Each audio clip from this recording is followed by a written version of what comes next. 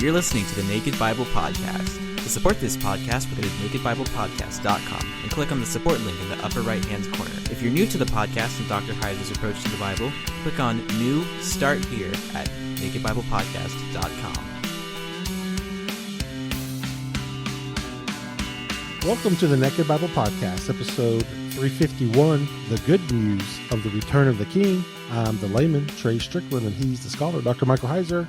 Hey, Mike, I have a feeling this is going to be one of your favorite episodes. Yeah, it's one of those geek out episodes. You know, what can I say? Yeah, we're gonna have Michael Jahovsky on, who has written a book about Tolkien, Lord of the Rings, and the good news, and again, just the way the book overlaps with biblical content, the gospel, Jesus, and Michael has read Unseen Realm and a few of my other books, and I'm quoted in this book, and he actually does interact with the content a good bit. So Michael was recommended by Lewis Marcos, and I think this will be fun. All right, and we have a link on the nakedbiblepodcast.com website. So go there, get the coupon code, and get the link so you could go get this book. And with that, Micah, why don't we just get into it? All right, let's do that. Well, we're excited to have Michael Jahovsky on with us here on the Naked Bible Podcast. Now, for those of you who you could probably guess, Michael was recommended, and his book that we're going to talk about and talk through was recommended by Lewis Marcos, which he should need no introduction to the Naked Bible Podcast audience. We've spent a previous episode talking about how Lewis, saw parts of the Lord of the Rings worldview and cosmology connecting to my book, The Unseen Realm, and then we had a follow-up episode where we talked about Milton. We're going to return to Lord of the Rings today with Michael Jahovsky, again at Lewis's recommendation, and I've read the book. So again, this stuff, pardon me for geeking out a little bit. This stuff, fascinates me because I am a Tolkien fan, but I wasn't like consulting Tolkien when, I was doing my own work in biblical studies, but the cosmological connections are just fascinating to me. So today we're going to talk with Michael about his book, The Good News of the Return of the King, and the subtitle is The Gospel in Middle Earth. So Michael, I'm going to ask you to introduce yourself a little bit first. Just tell us who you are, the academic stuff, your degree, where you teach, what you teach, that sort of thing. Well, Dr. Heiser, thanks for having me on. I appreciate it. So I'm a humanities professor currently at St. Pete College in Clearwater now. I've just moved campuses, as a matter of fact. I've been there for 10 years.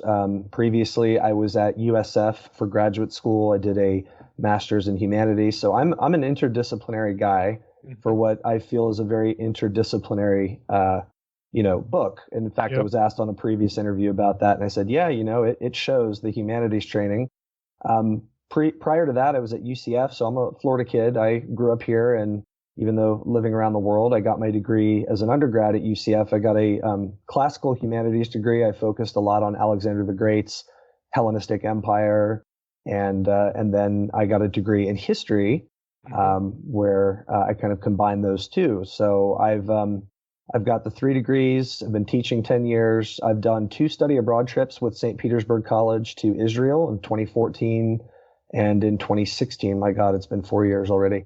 So my background is interdisciplinary. I try to specialize these days in religion and philosophy and mythology, but I've got a background as well as in history, as I said, and I've also a big nerd, but I've specialized in Greek and Roman and Jewish civilizations in particular. Well, it's true. I mean, obviously our audience has not, read the book. They're just getting introduced to it. And it is interdisciplinary. I mean, how could it not be really, Right. Exactly. If you have your head into Tolkien and track on just some of the meta narrative themes. I mean, you can't just stay in one place. So that's really understandable. What I want to track on today, it will become evident, to our audience, but we're essentially going to go through the book chapter by chapter, because I think a sort of a chapter / thematic, approach will probably make what you're trying to do a little bit clearer. But again, before we jump into the actual content, I'd like you to summarize your journey This is something I'd like you to just sort of summarize what you have at the very beginning of the book. You know, Yeah. when you start out, the year 2001 was an important one for me, and you know, just sort of what your path was and how it sort of wound up here. Yeah, speaking of path, I use C.S. Lewis's essay, I think, Christianity and Culture, which is in one of those essay compilations, his phrase, my road into Jerusalem, to describe my journey, which I was just asked to do a few months ago with some students. And, you know, it's been a winding one. I know all Christians have different paths. Mine has been kind of disclosed more clearly to me recently as things have come together in my life. But yeah, 2001 is really where the story starts. Although I should just note that I began as a Catholic kid in a Catholic family. I was baptized, received First Communion. Didn't do confirmation though, and that's because my folks got divorced. I went on a hiatus, not really being a Christian until about 2001, when we moved into, you know, the milk Christianity, the what we didn't know at the time, prosperity gospel. Stuff. My mom kind of found Christ again after a car accident, which I didn't mention in the book, but she kind of brought me to Christ again, but through Protestantism in 2001. And this was also the year, as you know, that the Fellowship of the Ring with Peter Jackson came out in December. And a few months prior to that, starting in the summer, I think it was, my brother started reading the Fellowship to me. I remember vividly him, you know, kind of reading it up to the time of the release. We didn't finish it, but we, you know, finished it after the movie came out. And I did not realize until about 10 years after, about 2010, 11, that there was a connection between rediscovering Christianity, although in a different form, and reading The Lord of the Rings. Now, the thing that got me was reading N.T. Wright, who I'm sure needs no introduction to biblical scholars, and his book, Simply Jesus, which I think came out that year. And I remember reading it in bed and thinking, this sounds familiar. Where have I heard this? I said, you know, this is an exciting way to look at the Bible. I wish somebody had taught me this. God becoming king. Why does that remind me of? Oh, yes, that's the Lord of the Rings for me. And I made this connection. And from there on out, I started journaling and getting some ideas. And gradually, it's you know, the rest of the preface in the book and some of the intro tells the story. But those were the key points for me. Yeah, it's interesting. You know, my I didn't know it either at the time, but my first, not my first, maybe my second, you know, sort of introduction to anything, you know, overtly, and I can't even use that word, overtly Christian, was when I was 9 was really my first exposure to anything that we would call, you know, serious, you know, Christianity. And that was through a neighbor. But then the next year, actually the same year in school, I had a teacher. It's the only year she ever taught. I was in 4th grade, and she read us The Lion, the Witch, and the Wardrobe. You know, and you know, you don't know it at the time, but then when you're a few years removed and you start, you know, getting exposed to biblical stuff, a lot of that stuff starts to sound familiar. Yeah, it does, doesn't it? Lewis is more overt in that regard. Yeah. But I understand completely. Now, yeah, as far as your purpose for the book, I'm going to read a little bit of what you have here on the purpose and ask you to comment on it. Sure. You wrote here, I wrote this book because I wanted to share how The Lord of the Rings as Christian literature has helped me understand Christianity better. Let me be clear, this is not because The Lord of the Rings is a carbon copy of the story we can read in the Bible. Instead, it feels like an extension of the biblical story. I realize many books on this subject already exist, but I believe that I have uncovered something very special and worth reading about, and that is, The Lord of the Rings is a parable about what Jesus' parables are about, which is the very story of reality itself. And then you go on to say, parables are comparative narratives that bring together the mundane and the transcendent. I actually like the way you put that. The abstract and concrete. They are imaginative stories that re-mythologize and re-enchant reality by putting the transcendence back into the world that the modern rational materialistic worldview has taken out of it. Parables as a form of mythology show us that truth is not narrowly defined by what human reason, the senses, and science can prove. My argument in this book is that in The Lord of the Rings, Tolkien has given us a parable of the gospel that not only can restore our understanding and appreciation of Jesus' parables and the Bible, but can also show us how parables can re-enchant reality. Mm-hmm. I'm going to stop there. To this audience, you're going to find a friendly audience to the idea of, we need to re-mythologize and re-enchant, the church and our approach to the Bible. Oh, yes. Because again, my sort of bread and butter has been, we ought to be reading, scripture through the ancient eyes of the people, who wrote it, thousands of years ago, and they were predisposed naturally to a very supernatural, worldview, and we are not. That's right. So, That's right. You're going to find a friendly audience for that. But could you just, comment a little bit about, what I just read and the purpose behind it? Well, there's a lot of really great stuff there to comment on. But the first thing I'd like to point out is what I mean by an extension of the biblical story. So what I try to make the case in the book that, Jesus's parables can open up even a greater understanding of what we might be missing about the Christian worldview. But here, The Lord of the Rings as Christian literature, as a parabolic novel, can extend and broaden and show us a more capacious view of the universe through Christian eyes. And in a sense, what I'm saying is, as a friend of Tolkien's had said, Robert Murray, who was a confidant of his, that the Lord of the Rings stands as a parable of the kingdom, he thought. And I think he's right. And this is somebody that knew Tolkien very well. And so that's the first point. And so I don't mean that it, literally repeats themes, characters, etc. in the Bible, like I said, carbon copy. The Lord of the Rings is not about the Bible. It's about what the Bible is about and about what Jesus's parables are about, which is another way of saying the same thing. And so that would be the second point, that they're in both of these stories, that is in the Bible and in the Lord of the Rings, I think we see the same meta-narrative, which is, as you know, tied to the term mythos. At least that's how scholars are kind of connecting it. And so that's what I'm saying there, is that, no, this is not a strict, what Tolkien called in his letters, a conscious and intentional allegory, which was the only kind, we'll talk about this, but the only kind that he disliked. It is about what the biblical story is about. And I'm saying that is the story of everything, which is in keeping with what people are saying today. And then the rest of that is really just, and we'll get into this. I know you've asked me to, go over this with you about the book, parables, and we'll get into some technical elements there about what they are as a form of literature, or as they say, a form of mythology. So I'll say more on that later, but it's a special kind of story, I think, and particularly Jesus's way of telling parables, very special, very powerful.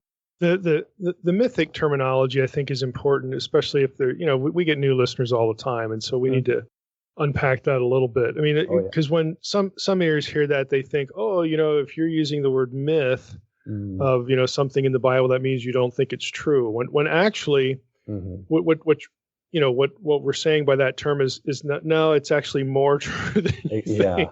So weird. and it sounds odd, but I mean, for me, I've been working on something, a project here at work where we're next year I'm going to be doing a class that includes an element of the discussion about the problem of biblical historicity. And so if you think about it this way, okay, if you had, two choices to make, and on the left-hand side, you have, here's a historical narrative where everything is completely precise. Everything that's mentioned has been fact-checked. Everything has multiple source, source derivation here. Everything is just what you'd want it to be, but that historical tale completely excludes and dismisses and, in fact, denies the notion that God or any supernatural reality exists and has any part to play. So that's door number one. Door number two is you have a historical narrative that isn't precise, that sometimes what it claims really only has one source, that the thing that you're reading that claims it. There's only one source. And so we have gaps, in our knowledge and understanding. It's incomplete, but it acknowledges the reality of God and the supernatural having a role to play in what happened. So the question is, which one of those doors, door number one or door number 2 is more true. Yeah, that's a great way to put it. We as moderns, it's like, and as modern and Christian, we're like, oh yeah, that door number 1, that's history. But then when you get to just divorcing all of it from providence, or it's like, oh, wait a minute, that doesn't feel right. But then you go to door number 2, and it's less, it's imperfect, of what you'd want it to be, but it's actually more complete. Exactly. It includes all of the reality elements that need to be there. And the surprise is that door number 2 is the Bible. That's right. Yeah. Door number 2 is the Bible. It is a selective book. It is not exhaustive and complete in all its details. Some of the things it says are only said there, but it actually gives you a more real, a more true representation of the way reality really is. And that's what we're talking about with myth and mythos. So I think people just need to understand, what that terminology means, not only in this discussion, but broadly, academics, when they would have this discussion, they're going to know this a little bit sort of intuitively. Oh yeah. But it's a the public doesn't necessarily know that. No, my experience as an educator, I'm sure you have the same one, that it's quite the contrary. They're very unfamiliar, and it's the modern definition of myth, which I can speak to, or you've already done it, but it's the Enlightenment story that truth about, and just for our listeners, truth is a statement about fact, about reality. Reality is that which truth is about. So the modern definition of myth is that only historical, rational, empirical, and scientific truth about reality. That's it. Yeah. And that's a very true way of looking at things, but it's limiting truth to only one kind of truth epistemologically. We can only know how we know what is true through those ways. And as you said, it's more true to see mythos as part of that. And in fact, the word mythology, as it combines mythos and logos together. And a truly mythological worldview would include not only the modern empirical, rational, materialistic ways of knowing truth, but the supernatural, the poetic, the truth while non-literal ways of knowing truth. And that's what mythos really means. And in fact, it does disturb a lot of my students. I say, well, tell me what myth is. And they say, oh, well, that's just, false, not worth your time. I said, well, what if I told you the opposite was true? And they just look at me like I've, like you had two heads. Exactly. I'm like, well, let me explain. And sometimes I snag them, sometimes I don't. But yeah, it's an imaginative way, an indirect way of communicating truth. That's what myth does. It's a narrative form. In fact, as I hinted at earlier, today myth is connected to the concept of worldview. Alistair McGrath, who's a scholar I really respect, who's reaching out to a lot of postmodern Christians, in fact, that myth is a narrated worldview. It's our propositional philosophical views of various things, but expressed in narrative form. Yeah. And we all live inside that. Yeah, and when some of the characters in that narrated form are supernatural beings like God, that doesn't invalidate the trueness, of the narrative. No. It's actually more inclusive. It's more complete. Sure. You have in the book at one place, you say Lord of the Rings is not an intentional allegory of the biblical story. Rather, the Lord of the Rings, the Hobbit, and the Silmarillion contain the same mythos, the same story of reality as the Bible. And that is a story for everyone. In saying that Christianity is the myth that came true, Tolkien was saying that Christianity is a narrated view of reality, but with one crucial difference. The Christian myth really happened. It is the really real, which I like the turn of phrase there. Oh, thank you. And your last line is the Christian myth corresponds accurately with all of reality as humans experience it, which I think is really an important thought. Now this sort of bleeds into another thing. This is the last thing I'm going to ask you before we actually get into the book content.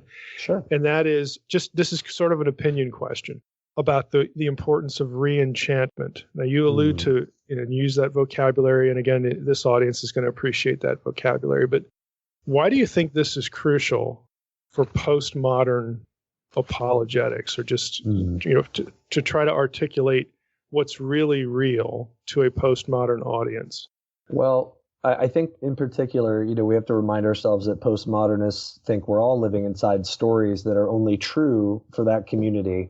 There is no objective, total, or what they might say totalitarian truth or a totalitizing narrative that scares them. But what you do when you do that, of course, is you take away the meaning of the word true. And so to appeal to a person who is, is Right. that statement true? Okay, whoa, students are like, okay, yeah, that makes sense. Well, okay, I think the fear for postmodernism is a reaction to modernism as we know, and the Enlightenment in particular, but also Epicurus back in the day, is that, the modern understanding of truth was restricted to rational, empirical, scientific, and they were reacting to that. But I don't think postmodernists, to their credit, are against narratival truth. And so I think that's how we have to speak to them. And I know Dr. Marco says in his Apologetics for the 21st Century People, has a great book that deals with this. And we have to meet them on their ground and say, okay, well, look, we're all living inside a story. So nobody can propositionally, rationally prove 100% that this story is true. But we can, and this is me drawing on McGrath as I've done a lot, tell a better story. A lot of people are saying this today in the scholarly world. And that involves having explanatory scope and power and the ability to, here's a thing I mentioned in the book, your worldview, your myth, that is, has to be able to explain the existence of other worldviews. If it can't do that, it's not a very good worldview.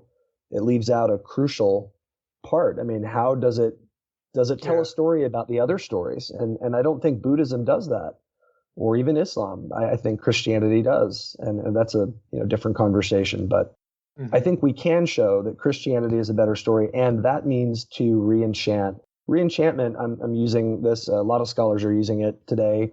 Paul Gould, in his Cultural Apologetics book, defines it as putting the transcendence back into the world, and I think that's the right meaning. It's really important. It is, yeah. It's really important. And it just struck me, now that a couple of weeks ago we had an Old Testament scholar, a friend of mine, John Hilber, on to talk about ancient Near Eastern Old Testament cosmology and the idea of divine accommodation. That God picked people to write the Bible and let them communicate what he wanted communicated in the, through the means by which they were capable.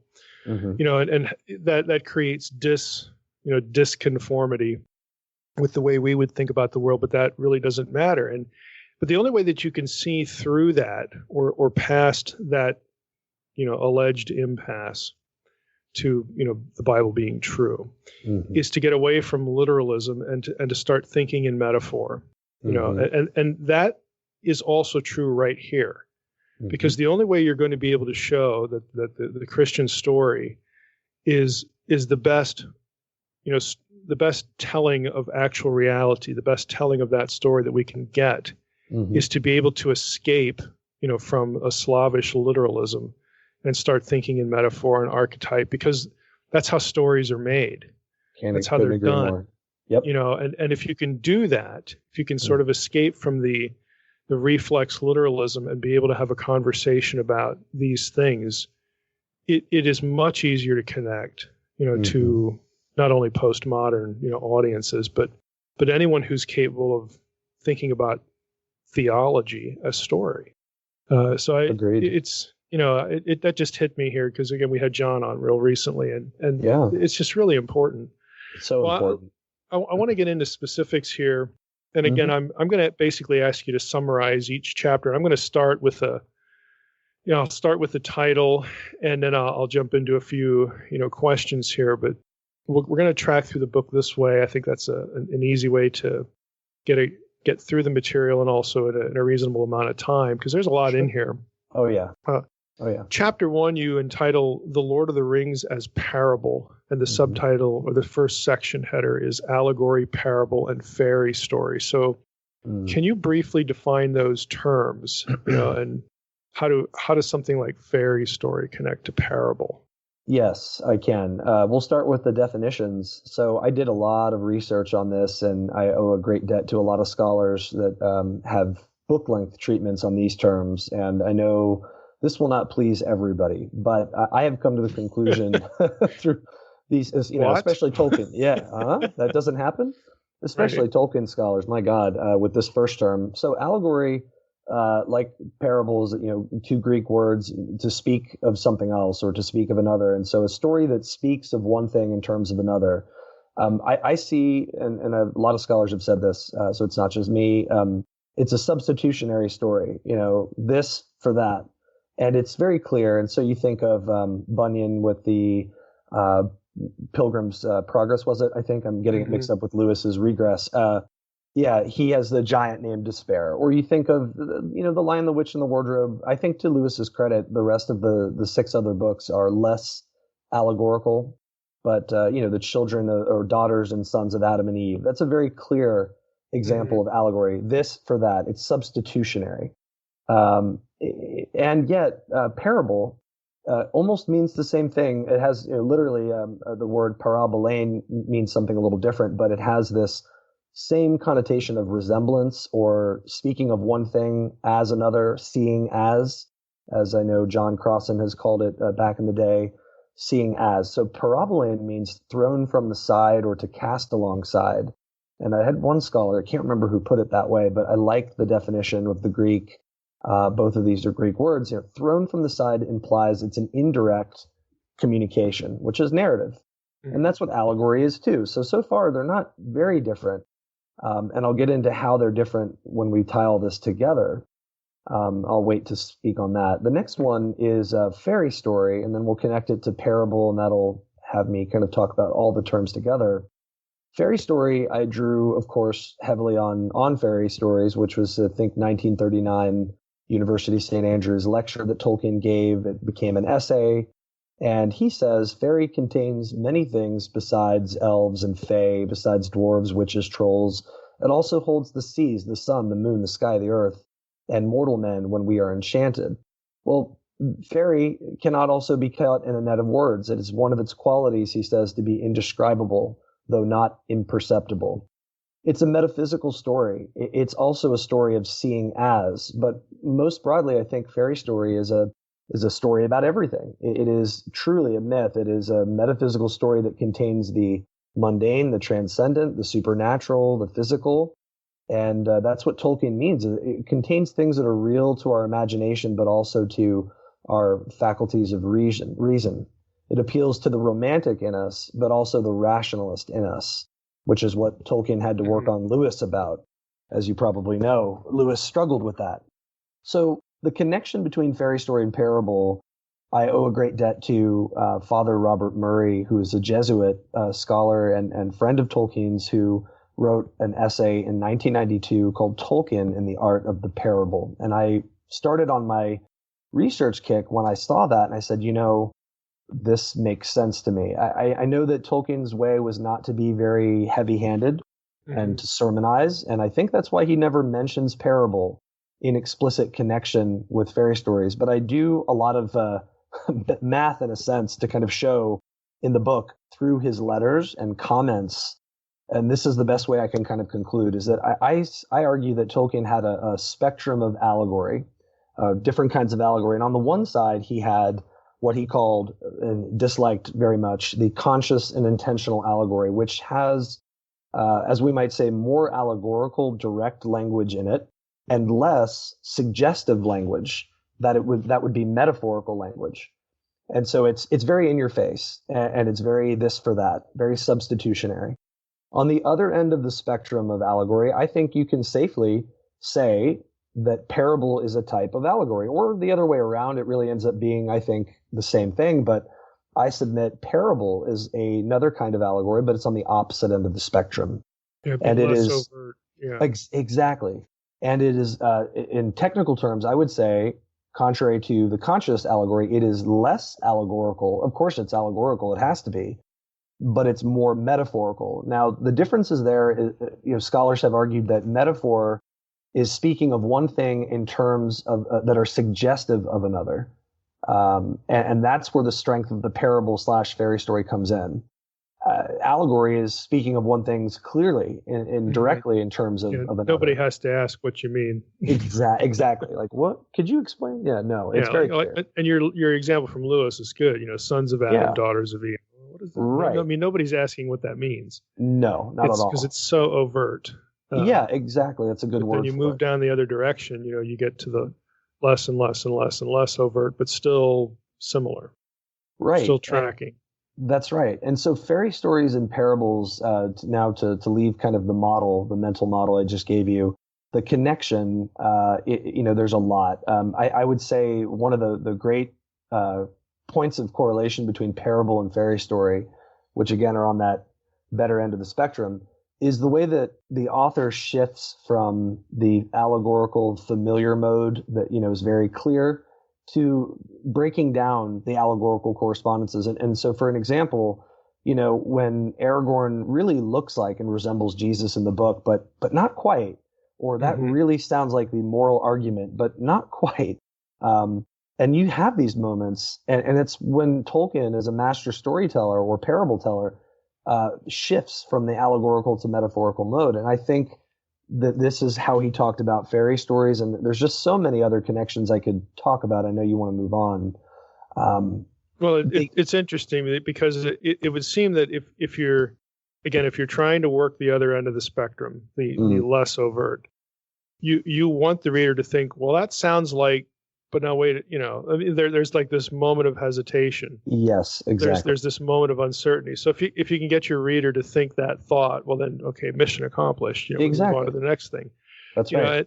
And so, all that you're saying is that this was a strategic decision. It was an intentional decision, rather than to spend the time on the left end or the far end of the one end of the spectrum. Now we move to the other end, and right. We want to put enough in there so that people sense the similarity, but they know that it's not quite. Exactly. And I think Jesus's parables do the same thing. I mean, we know there are many echoes. Man had two sons. I mean, we think of a lot of people in the Hebrew Bible about this, and it reminds us of not just Abraham, but so many others. And so I think there's an echo of familiarity. It's a lure that brings us in, making us think we've heard this story before, and then it goes and it veers in a different direction. And when we get into the later chapters in the book, I can comment more on that, where that example of the breakdown is really clear. And for the Tolkien scholars out there, that what that shows is that no, this is not a sermon. This is not a this for that, but the vision is still there. The Christian worldview is very clear, and Tolkien was very explicit in his letters. We're lucky that he was. Yeah, I mean, if you can ask the question, well, is this the point of the similarity? Or in other words, there could be lots of points of similarity here, and these are here and these aren't. Right. And again, in biblical studies, there's a man with two sons. Okay, and you just brought that up. Mm-hmm. So, I actually got a question in a Q&A last night about the John chapter 4, the woman at the well with Jesus. Is this typological of other marriages between sons of God, like, okay, the search for a wife for Isaac, he's the seed of Abraham, and some of these biblical characters where they go and they get wives and the women, somehow have a role to play in the messianic story and whatnot. So the question was, is John chapter 4 doing this? And there's enough there that makes you ask the question. Sure. But there's also enough disconnects there that make you wonder, that's probably not what it's about. You know what I mean? So there's this. I do. Yeah. There's this back and forth, of what's going on, and it just seems that's really, again, what that sums up. Kind of what you get with Tolkien. There's enough there to make you ask the question, and since it is there, you can't wipe the suggestion off the table. Mm-mm. Okay, you can't eliminate it, but there's these other dissimilarities as well. And he was content, and that's probably the wrong word. He probably enjoyed, seeing those sorts of discussions come out. And maybe wink at you and say, "Yeah, you're onto something." But yes, exactly. Yeah, and I'm sure Jesus did too, which is why I try to envision that. There's also what I would say, I mean, Tolkien's comment about it being indescribable fairy, but not imperceptible. That's a great summary of what that he's is a good talking summary. about. I love that explanation that he gives. And that's, there's enough on the table, as you said, but then it's taken away. Brant Petra, a Catholic scholar, has worded it kind of that the parables, the art of the parable conceals and reveals. I think you mentioned that too in the unseen realm. I'm pretty sure you had at least strongly hinted at it. And gets into the messianic plan being concealed, as you said, and I think you're right on the nose there. So, go ahead. Go ahead. Finish your thought.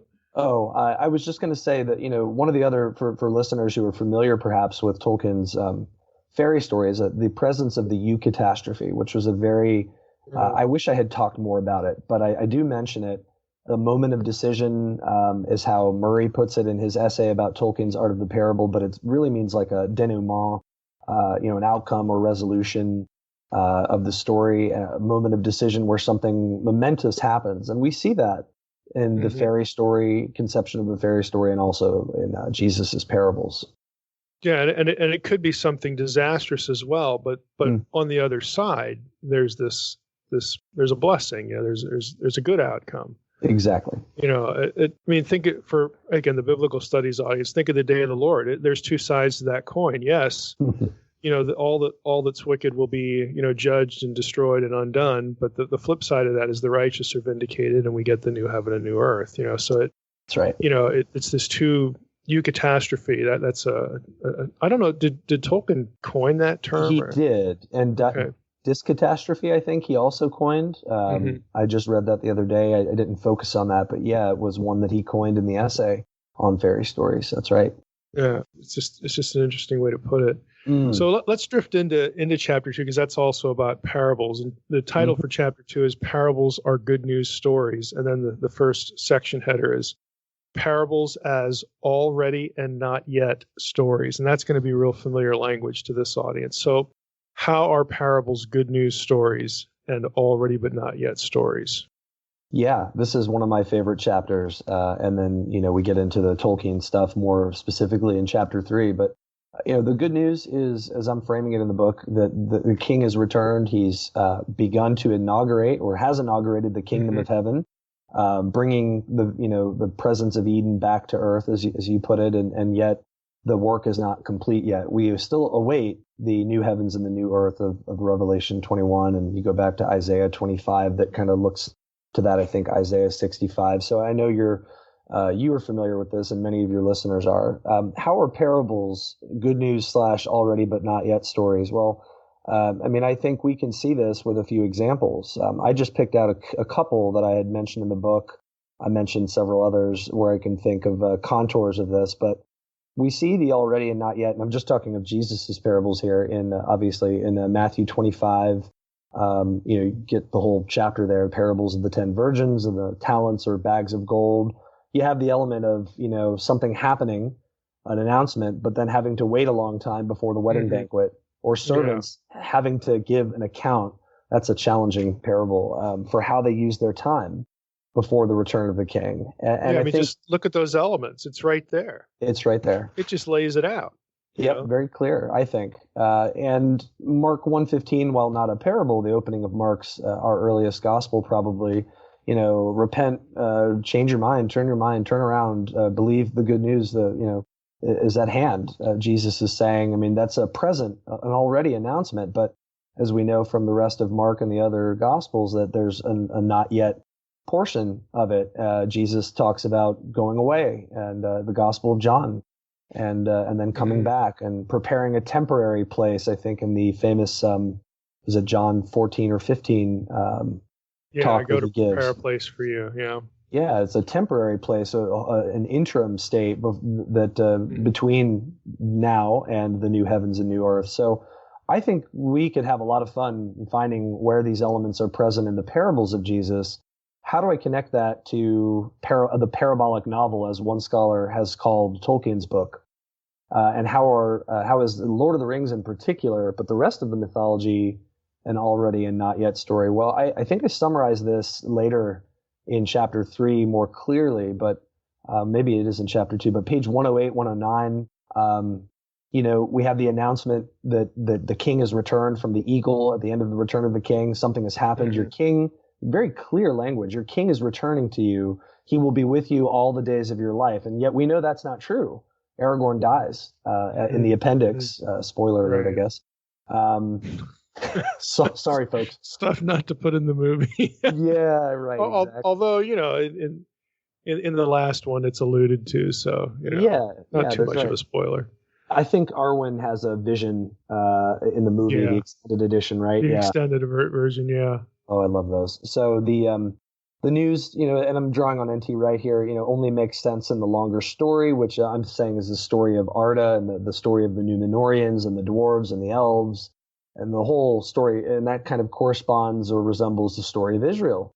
And then that news transforms the present moment and looks to the future. And we see that Aragorn's coronation, well, first the announcement of the eagle, the coronation, then the discovery of the sapling of one of the trees that was originally in Valinor, which is like Eden in Middle Earth.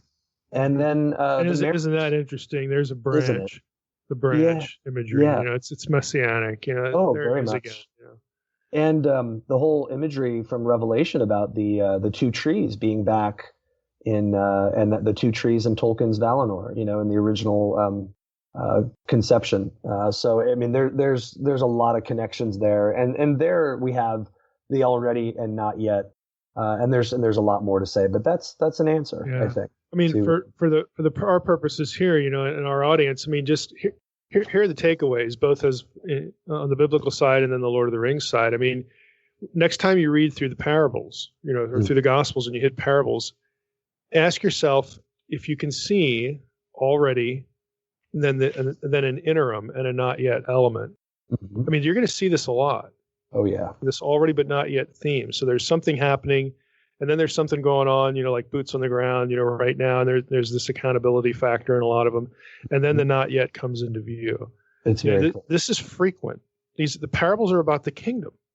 Okay, I mean most of the parables have this as at the very least a touch point, but a number of them are specifically oriented to this. So try to read them as already but not yet stories. And then, when you're thinking about Lord of the Rings, it mimics it. It mimes, that whole approach to, telling the story. So, again, you went into some examples already, but that idea, I think, if this audience can take one thing away from this interview, and hopefully you can take away more, but that would be it.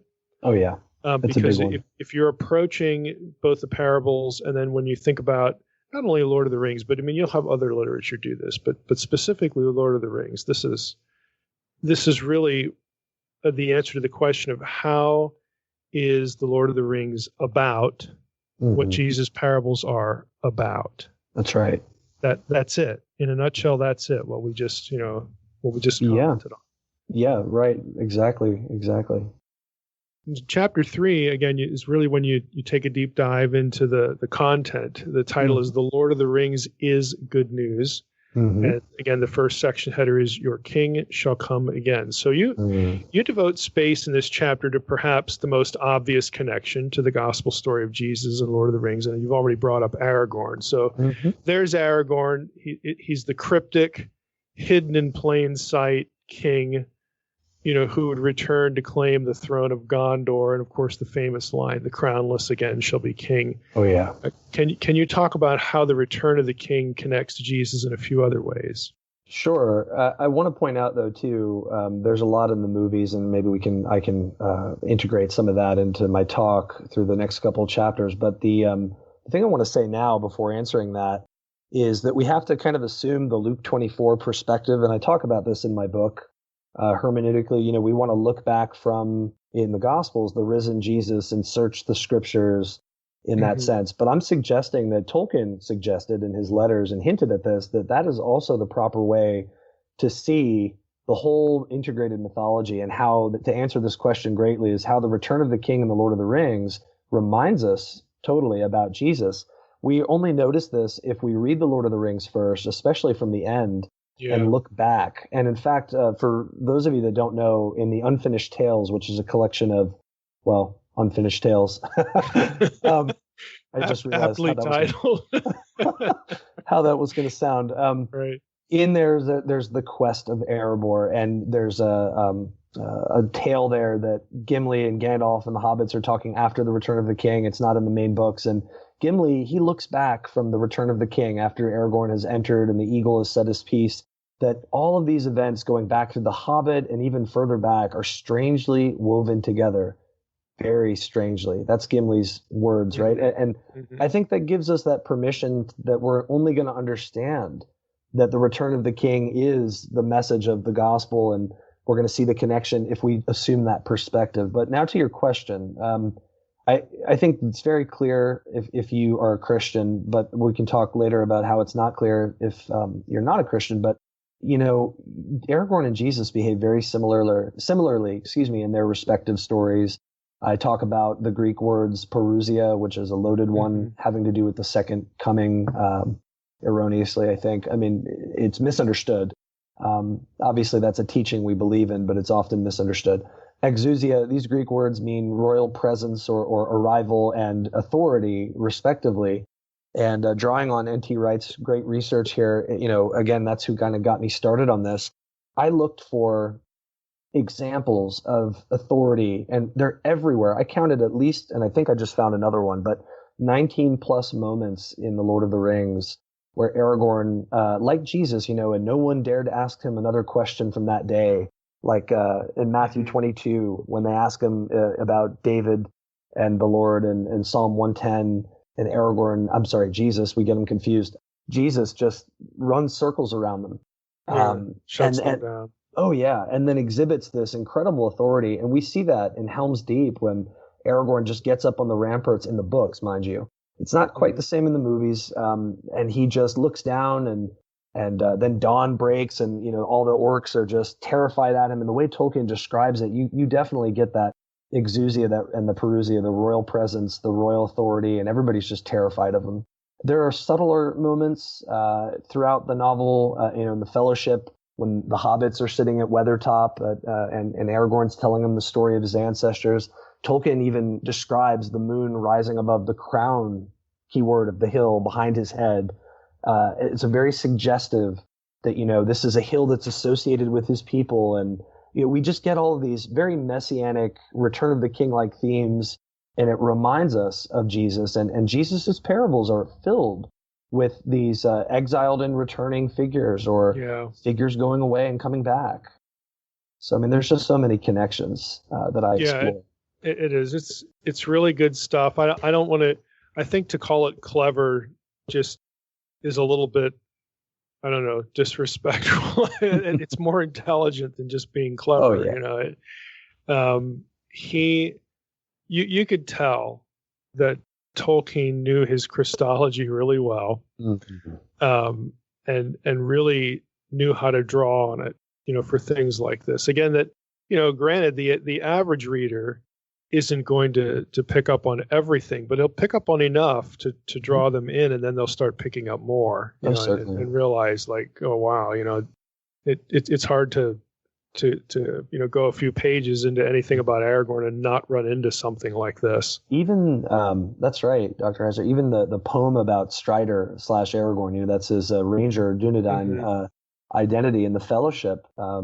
The whole poem is messianic. It reminds us of so many of wisdom snippets of wisdom literature in the Old Testament, and just really redolent of that theme of the Return of the King. And it's been, I think, N.T. Wright most forcefully who has pointed out that, we read as main text what the Gospels treat as presupposition. The story isn't about how Jesus is divine and human. It's already obviously about that. It's about what that means, is that God has become king. And what that means is a lot of other things. It talks about, of course, it points to what you talk about in your book, about Eden kind of returning to earth. And it's just the way it all comes together. He really was brilliant. As you said, he knew his Christology, he knew his Bible, and he knew his Psalm 82, Deuteronomy 32 worldview. I mean, he understood the divine counsel, and we'll get to that, I know. Yeah, I'm in the Silmarillion now, and it's just like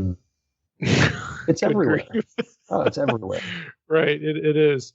Yeah. Say a little bit about the wedding of Mm-hmm. Aragorn and Arwen. You say a few things about this in the book or in this chapter. How does that connect to the gospel parables and Sure. what we're talking about? So briefly, it resembles the language found in Scripture as Jesus as the bridegroom and the church or Israel as the bride. And throughout the Bible, this is language, not just the monarchical language, but God is not just king; he's also bridegroom. It's just from Sinai to Jesus and everything in between. It's very clear. You also have Jesus's parables that have wedding imagery. And of course, Jesus's strange comment to those not acquainted with the Jewish worldview about can the friends of the bridegroom fast while the bridegroom is with them? Some people just didn't get it. All of that language, I think, first points to the already portion. So in the Lord of the Rings, when you have Arwen and Aragorn marry at the end of the Steward and the King chapter in The Return of the King, it is, I think, first redolent of the first advent of Jesus and the marriage that he made on the cross to his people, the pledge to be with us and to reconcile us and call back the nations, but also pointing that he's going away and he's going to come back and he's going to come back for his bride. And so the wedding in the book, and there's a strange line. I may not have interpreted it properly, but I have to go back and look at it, and I don't think I included it in the book because I wasn't sure that I had it right. But it's something about, there's a line, I'll have to go find it, but Tolkien says something like, there's a future element, or they looked far off, and almost like he's suggesting that this is not the end of the story. The wedding is just the beginning. There's more to the wedding in the future. Does that have anything to do with this? I didn't know, but you mentioned in the chapter that Tolkien had planned a sequel. Oh yeah, the New Shadow. So what was that about, and what connections do you see? Does certainly. That dovetail into this at all? So I'm just looking on my bookshelf here. I think it's volume 12 of the History of Middle Earth. Okay. You have the Peoples of Middle Earth is the title of the edition there, the volume, excuse me. And in it, he has Christopher Tolkien, his son, has a summary of his unfinished planned sequel, The New Shadow. And I think he probably had a plan to connect this, but that's not what it's about. And so there's no marital elements there. But I'll have to somehow look up the other thing and get back to you on that. But it is interesting. Anyway, The New Shadow is different. It is connecting with different points of, I think, Tolkien's Christian worldview and theology. First of all, it's like 13 pages long. It's unfinished. He stayed up one night till 2 a.m. kind of hitting his head against it and just realized, it's not going to work. He's done. It's nice to know that could happen. Oh yeah. Right. We don't know anything about that. He knows. We probably are familiar, but some of our listeners may not know that Tolkien credited Lewis with his encouragement to finish Lord of the Rings. But gosh, to finish a sequel to it, I just don't think it was in the cards. So in it tells an interesting. My interpretation is that the fourth age of Middle Earth, which is the one after the end of the Lord of the Rings and the one that is established with Aragorn's coronation, is what it's about. It's about 100 years after Aragorn's death, where he lays down, and Tolkien doesn't even say that he actually dies, but that's beside the point right now. 100 years after this, kids are playing orc games. People are just kind of getting bored with peace. It's a weird way of putting it, but really cool. And there's some kind of shadowy cult and plot, and then that's it. It's closed. It's tantalizing, but what I think is that it shows. Oh, it so is, and it's a very historical, dualistic, Jewish way of looking at things.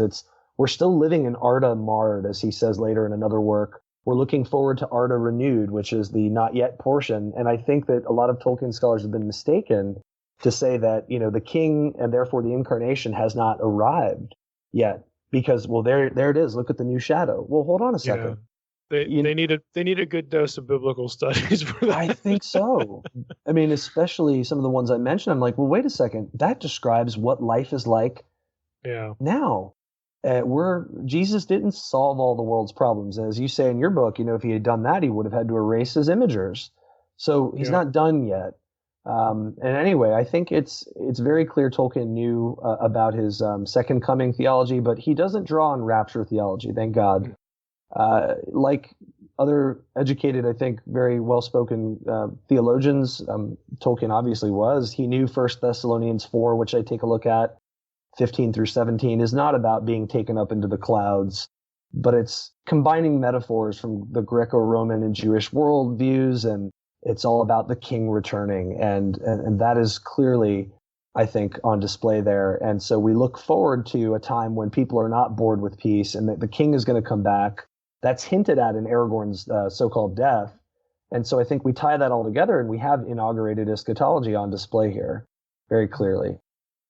In chapter 4, we'll move to chapter 4. Yeah. Because we got two to go, but I only have one question here, because this Sure. is something that I just would never have occurred to me. So the title is The King Beneath the Mountain.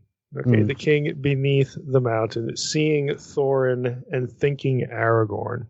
Mm-hmm. Now, I've read The Hobbit. I've seen, of course, the films and whatnot. So the question is, when we see Thorin, how and why should we be thinking of Aragorn? Because this is something that I just didn't.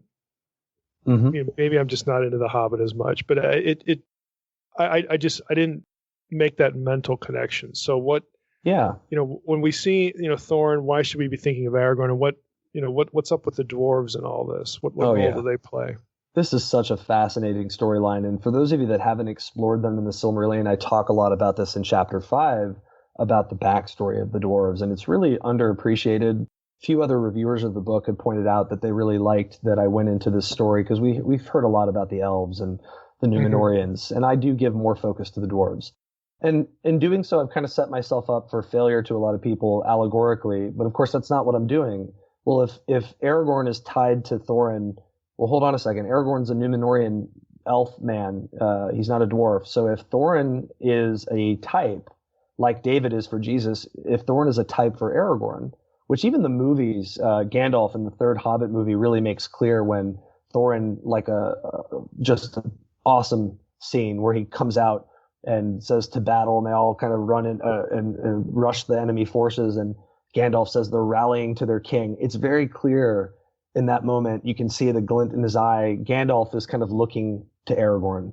And so there's a good movie example there. So I suggest that we should be kind of looking at Thorin as a type for Aragorn, as we do the House of David, in a sense, for Jesus and the kings there. But of course, this wouldn't be a great argument if it wasn't based on something Tolkien had said. Now, he was talking more about linguistics and philology here, but he says in a letter, 176, I do think of the dwarves like the Jews. And then he goes on to say, at once native and alien in their habitations, speaking of exile, and yet not fitting in, speaking the languages of the country, but with an accent due to their own private tongue. Mm-hmm. Mm-hmm. It's clearly for philology there, and the exile. Well, it's the exile theme, which is, it's once you hear it, it's kind of obvious, Oh yeah. Yeah, you can start making connections, and the two kingdoms of the dwarves, Erebor, the lonely mountain in the north, the Khazad-dûm, or Moria, the Elvish word for it, in the south, and you think of Israel, and you think of Judah, and then you also have this side by side with the Númenórean history. And so what I think is going on here is there's a breakdown in correspondence typologically between Thorin and Aragorn because they're different races, but that's because I think Tolkien divided allusions and resemblances to Jesus and the House of David between the story of the dwarves and the Númenóreans. Because you see the two kingdom theme, the exile theme, in both kings' backstories. He divides Christology or Christological elements. They're not all with Aragorn either. Oh no, you have some with Gandalf too. I mean, that's not tactically foreign. I mean, he's not sticking everything on one character.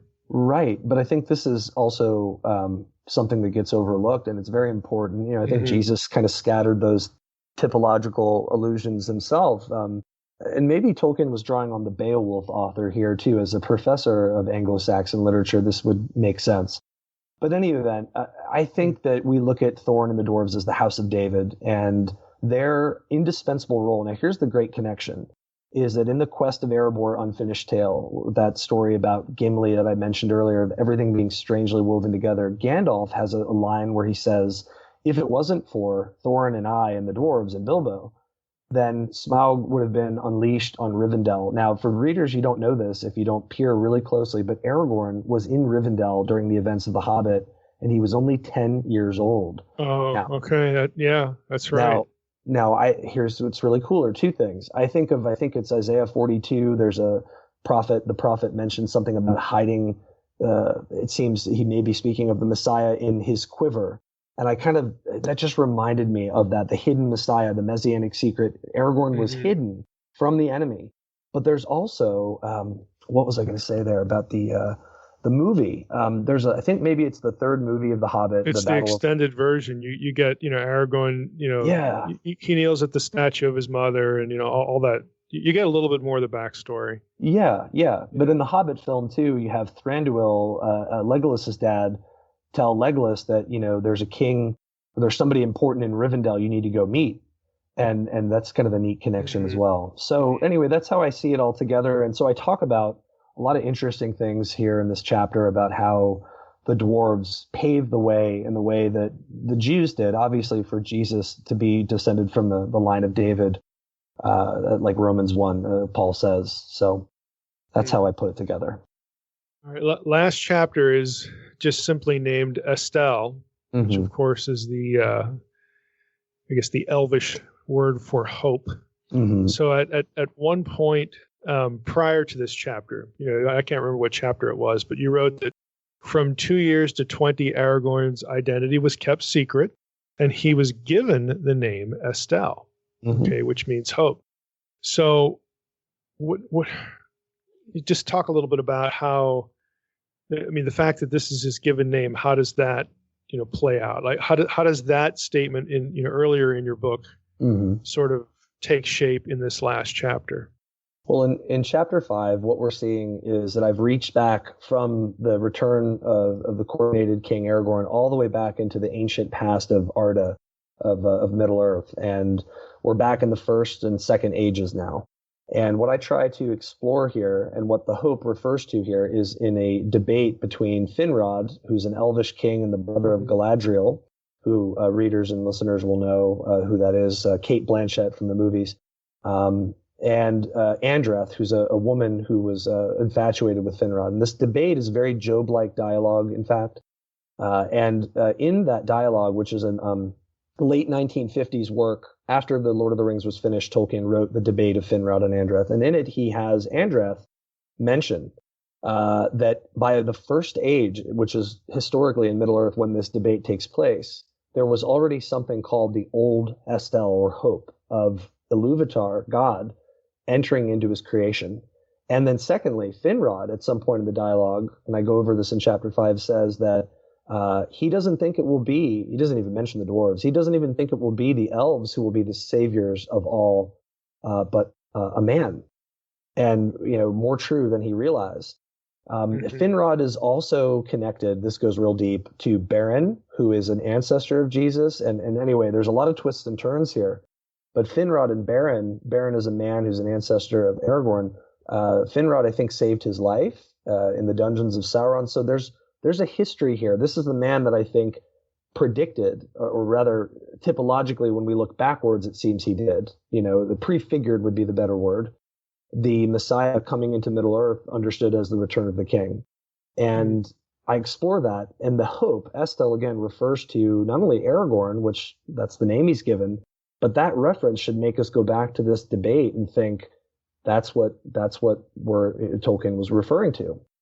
And so I think it's very significant that this debate takes place in the first age, right on the eve of one of the great 6 or 7 battles that the people were having with the first Dark Lord, Melkor, or Morgoth.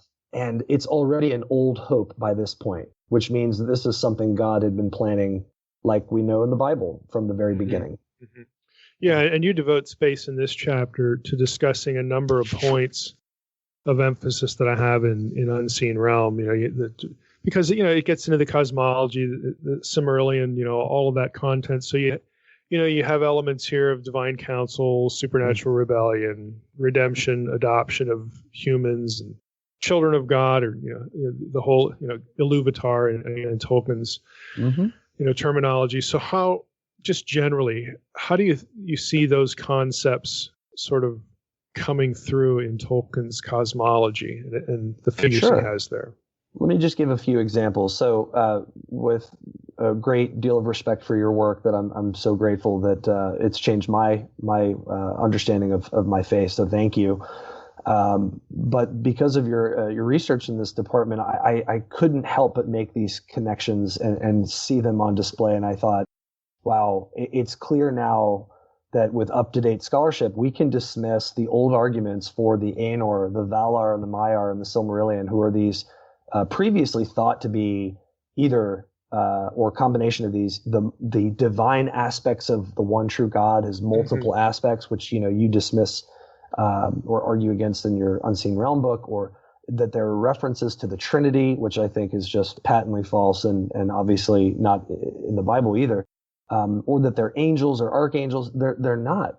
They're God's divine council, and they're hierarchical. You have the Valar, who are kind of the like the senior sons of God, council members, and the Maiar, like Gandalf and the Balrogs, who are the lower divine council. And I think now, and I think some scholars are waking up to this. I know Dr. Marcos has seen it too. I don't know too many that have pointed this out. In fact, the ones I read, nobody said that it reminded them of Psalm 82. And that's why, I'm like, it's right there. Yeah. This is the divine council. And you can't see it if the gods here are just men. If you're thinking that, you'll never see it. Yeah. And nor are they Jewish elders or anything like that. So exactly. So that's one. Obviously, the divine council is on full display. And the unseen realm is quite obvious just in general. Tolkien had a supernatural, a fully fleshed out Christian worldview, the supernatural aspect of the created order, not Platonic, disconnected, disembodied. It's here, the transcendent dimension of the world we live in. And so obviously Tolkien includes that assumption in his books. Evil, you've got, I think, the biggest connection that I saw from your Demons book had to do with the Melkor rebellion in the Silmarillion and its infection of other divine council members. Now, in Tolkien's universe, you have Melkor, who's a Valar, the supremely powerful Valar, who starts weaving his own music. The world comes into existence through music. Beautiful. And little do we make this connection, but he infects or influences negatively Aule, who is the creator of the dwarves. And fun fact, the dwarves were created first, but they were put to sleep because went against God's plan. Well, I made the connection to the Genesis 6 passage here about the corruption. And you also get, with Aule, there's a direct connection to craftsmanship. Mm-hmm. Which you get in the whole Sons of God Watchers. Yes, thing exactly. In Second Temple Judaism, it's just there. It's all there. It's very clear. Yeah. So that's the highlight I wanted to point out. The Privatio Boni Augustinian doctrine of evil, origin of evil is very much there. I know Thomism is beyond me, but I know Aquinas is a great influence as well on Tolkien's worldview as a Catholic.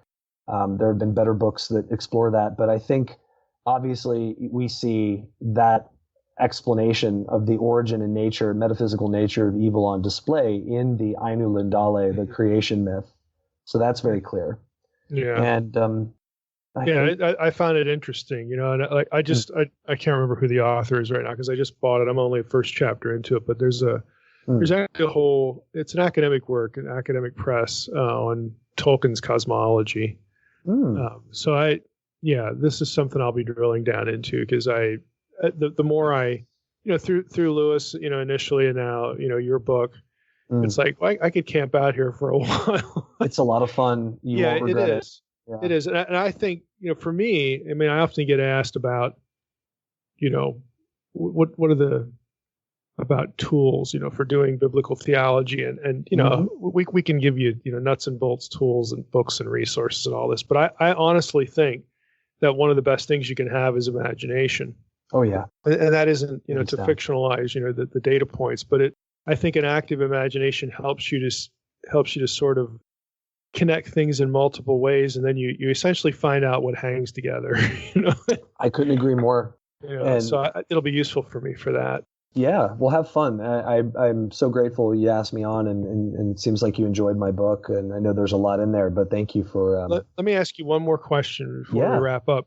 Can you sure. give us an example of how you would, or maybe you have used the content of Lord of the Rings to have a discussion with somebody who isn't a Christian? In other words, what For sure. are there things in here that you've used or would recommend to use as discussion starters? Absolutely. Yeah. Thank you for. It's a great question. All of this has been just the best interview. I've really enjoyed it thoroughly. So thank you again. I would leave you with 3 points, and I think these are my favorite parts of the questions today. If I had to pick, because they speak to the practical and apologetic usefulness of Tolkien's books. Now, first and foremost, it is a story in its own right. It needs to be considered and treated as an aesthetic object. However, with great caution and respect for the author and his intentions, I would submit these 3 things to start conversations. And they are conversation starters. The first one I've used was one that was used on me by Peter Kreeft, the great Catholic scholar. And he wrote in his philosophy of Tolkien, do you love the Lord of the Rings? Well, if the answer is yes, and I get this from a lot of my secular students, then I kindly and gently point out, well, you unconsciously love the Christian story. Here's how. And they go, what? And I go, well, let me explain. Did you know Tolkien wrote this? Do you know he wrote that? And are you familiar that the same thematic contours, creation, fall, redemption, restoration? And then I give him a second point here. This is related to the first. Here's a talking point, and the nerds that love and know the books, like me and you, that the Red Book of Westmarch in the Return of the King, when Frodo is giving a title to him and he and Bilbo's great journey story, he entitles it "The Downfall of the Lord of the Rings and the Return of the King." And I say, there, I submit to you, is a summary that the story of the Bible is telling, and the story we find here: creation, fall, redemption, restoration. Thirdly, and finally, there's a bit more of a philosophical starting point for those of us that like the rational apologetics. In The Two Towers, Book 3, Chapter 2, it's entitled The Riders of Rohan. Aragorn has a conversation with Éomer about his metaphysical naivety concerning the existence of hobbits, and it's a long thing. I don't want to get too into it. I know we're already running long, but Éomer says, "Do we walk on legends, or in the green earth in the daylight?" And Aragorn responds, "A man may do both." And so he says, "The green earth, that is a mighty matter of legend, though you tread it under the light of day." And here I get into a conversation with people about how some of the moral arguments and philosophical arguments of Christianity are present underneath Tolkien's fictional writing. So there's a lot to mine there. So that's a great place to go to have that conversation. Well, that's good stuff. Yeah, I'm glad we could do this. I'm glad we had you on, and certainly thankful for your books. So again, we will have a link, obviously, to where people can get your book on the episode webpage. And just thanks again, for it's very evident that you not only put a lot of work into this, but it's more than an academic enterprise. It's personal. Yep. And I think that's going to come across, in the book. And for those who love Lord of the Rings, this will be really, it'll be useful fodder to have discussions, but also you're going to learn a lot too, and be able to, you'll be stimulated to be able to think better even about, certain things in Scripture too. Again, it just gives you little nudges in certain directions that I think are really an assistance there. Thank you. This has been great. Thank you again. Yep. Thank you. All right, Mike. It's always fun to watch you because I know you're geeking out. You love this stuff, but Tolkien, man, he really is a master of Christology. I mean, he intimately knew that in order to weave it into his stories and whatnot, you really have to know something before you can really repurpose it the way that to the level that he did. And so that's what's fascinating. Yeah. I think what you find fascinating. It is. Yeah. Yeah. I mean, it is, he's not just writing something and, can I drop something in here to make people think about Jesus? No, I mean, there's so much of it that is, again, parts of it are noticeable, but you, for every noticeable thing, you've got 3 or 4 things that you'd really have to drill down, and you'd have to know not only, the Lord of the Rings well, but you'd have to know the New Testament really well. So he knew what he was doing for sure. did you ever watch the Hobbit, the 1977 cartoon movie? I have not seen that. Oh, No, my I've gosh. never watched it. I saw it as a child, and it terrified me. I mean, it really did feel biblical in nature. Just the animation style of it and everything. It really did have that biblical feel for it. So I think I kind of got that early as a kid by watching that particular movie. It scared the crap out of me. Well, I should watch it. Yeah, It's good. with that recommendation. It's good. It really is good. Is that 2 thumbs up? Yeah, I'd like to go back and watch it too. And have you watched the movie Tolkien, the based on his life? No, I haven't seen that yet either. I mean, Okay. Drina has seen it and really recommended it. So It's good. I gotta watch that. Yeah, it's good. So I need to go back and watch Lord of the Rings again, and with this mindset. It's kind of like reading the Bible after you read The Unseen Realm. You go back and you start to understand all these layers, and it makes it more interesting. It really does. Yeah. Well, that's an irresistible recommendation there. So Yeah. I'll have to do both. All right. Well, hey, we have Michael's book. We've got a coupon code for his book. So go to nakedbiblepodcast.com, get the link. And all right, good. Mike. Well, the next week we're going to be getting into Revelation. Yeah, we'll do an introductory episode like we do for all of our series, but yep, we're taking the plunge. It begins next week. All right. Awesome. It's finally here. All right. Well, with that, I want to thank you, everybody, for listening to the Naked Bible Podcast. God bless. Thanks for listening to the Naked Bible Podcast. To support this podcast, visit www.nakedbibleblog.com. To learn more about Dr. Heiser's other websites and blogs, go to www.drmsh.com.